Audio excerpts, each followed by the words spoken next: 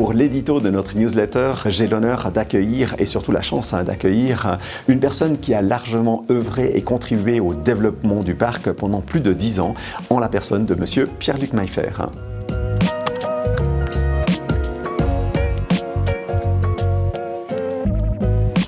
Bonjour Pierre-Luc, pourriez-vous pour nos résidents rapidement vous présenter? Je m'appelle Pierre-Luc Maillefer, je suis né il y a un peu plus de 70 ans dans un petit village derrière ce paysage à Balek et j'ai passé ma vie en tant qu'entrepreneur industriel à, dans un premier temps, fabriquer des instruments dentaires, de m'occuper de la partie technique de cette entreprise et dans un deuxième temps, une fois que l'entreprise s'est amarrée à un groupe international, davantage de m'occuper des questions de commercialisation et de recherche et de prospection de nouveaux marchés. Ceci jusqu'à ma retraite et je vis maintenant ici un certain nombre d'années heureuses à m'occuper soit de fondations, soit de start-up, toujours passionné par finalement ce processus de croissance de l'entreprise.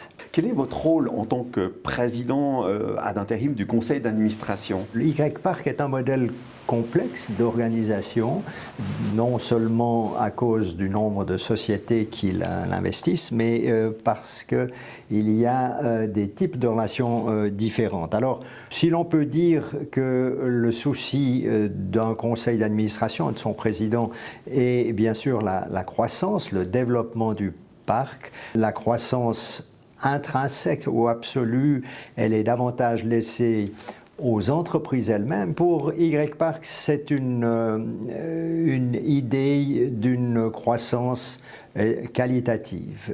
Qualitative au sens où, personnellement, je suis convaincu que nous avons deux forces vives dans ce parc, que sont d'une part l'innovation et d'autre part l'intelligence qui, vous allez me dire, contribue à l'innovation. Mais je crois que l'intelligence est une matière en elle-même, c'est une matière que l'on souhaite développer ou voir se développer sur le parc. Je vous remercie pour ces précisions, Pierre-Luc.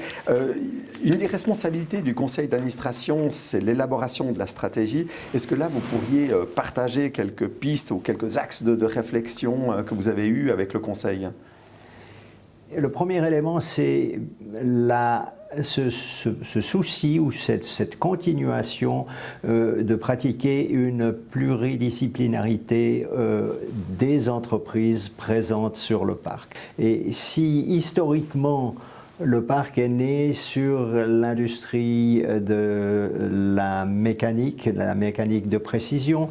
Historiquement aussi, il y a eu rapidement les domaines des medtech, donc des technologies médicales qui sont apparues. Je crois que maintenant, Y-Park doit focaliser son attention sur le fait de devenir un creuset des nouvelles technologies que sont par exemple l'intelligence artificielle. La numérisation est importante, c'est un deuxième secteur important, comme le troisième secteur de la cybersécurité, parce que tous ces secteurs adressent des solutions pour d'autres créneaux technologiques. Donc, Y-Park se doit d'être ce creuset qui favorise la croissance de ces nouvelles technologies.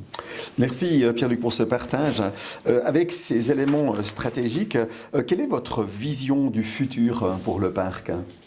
Pour l'échelle du parc, il y a cette prise de conscience que le coût des déplacements, le coût des déplacements humains ou le coût des transports des matériaux intervient fortement maintenant dans cette économie post-Covid, qu'il faut les gérer. Il faut les gérer pour les entreprises du parc, mais le parc lui-même doit faire attention aussi à ces économies de déplacement, à ce coût des déplacements et à revenir possiblement vers une économie plus locale, ce qui, quelque part, pour un parc qui voit ses ressources concentrées sur une petite superficie se trouve être un avantage d'avoir une économie locale plus fortifiée. Je pense qu'il y a aussi deux créneaux qui sont manifestement occupés ou qui commencent à être occupés par YPAC. Ce sont le créneau des technologies propres, des clean tech, donc par rapport à ce besoin d'un environnement propre, ce besoin du contrôle des émanations, du contrôle du CO2 et toutes ces choses-là.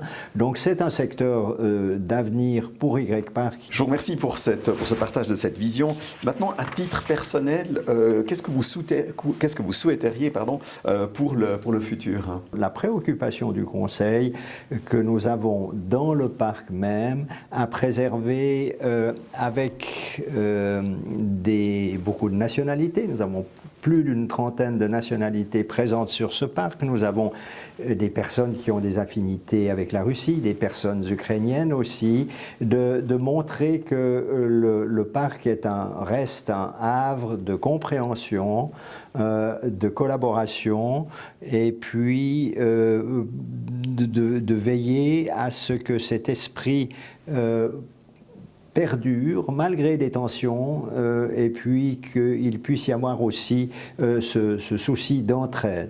Je reviendrai sur deux des valeurs que le Conseil a remises en avant qui doivent être de continuer d'être le propre d'YPAC, que sont l'ouverture au monde, donc l'ouverture personnelle des habitants, des résidents à leurs prochains, et aussi ce sens de l'intérêt collectif. Donc si on reste ouvert, on peut penser que l'on devient plus intelligent et que l'on peut faire progresser des technologies, mais derrière les technologies, une société aussi, en étant donc ouvert avec ce sens de l'intérêt collectif.